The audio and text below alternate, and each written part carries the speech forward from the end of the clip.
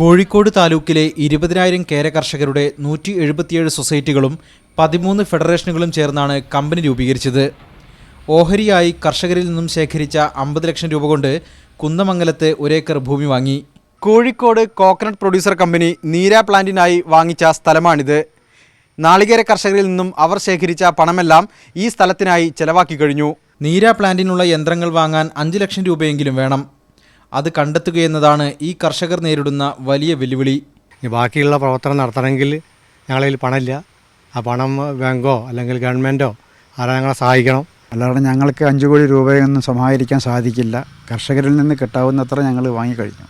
നീരയുടെ ശീതളപാനീയവും തേനും നീര പഞ്ചസാരയുമെല്ലാം ഉൽപ്പാദിപ്പിക്കാനുള്ള വിപുലമായ പദ്ധതിയാണ് ഇവർക്കുള്ളത്. ഒരു ദിവസം 10,000 ലിറ്ററെങ്കിലും നീര ഉൽപ്പാദിപ്പിക്കണം എന്നാണ് ഞങ്ങളുടെ പദ്ധതി. അങ്ങനെ വന്നാൽ അതിൽ 6,000 ലിറ്റർ ഉപയോഗിച്ചുകൊണ്ട് ഞങ്ങൾ സോഫ്റ്റ് ഡ്രിങ്ക് ആയിട്ട് മാർക്കറ്റിലിറക്കും. നീരക്കായി സർക്കാർ പ്രഖ്യാപിച്ച 15 കോടിയിൽ ഒരു വിഹിതമെങ്കിലും കിട്ടുമെന്ന് പ്രതീക്ഷിച്ച് കാത്തിരുന്ന ഇത്തരം 12 പ്രൊഡ്യൂസർ കമ്പനികളാണ് സംസ്ഥാനത്ത് സാമ്പത്തിക പ്രതിസന്ധി നേരിടുന്നത്. കോഴിക്കോട് നിന്നും ക്യാമറ പേഴ്സൺ അനീഷ് കാഞ്ഞങ്ങാടിനൊപ്പം MK ഷുക്കൂർ, മീഡിയ 1.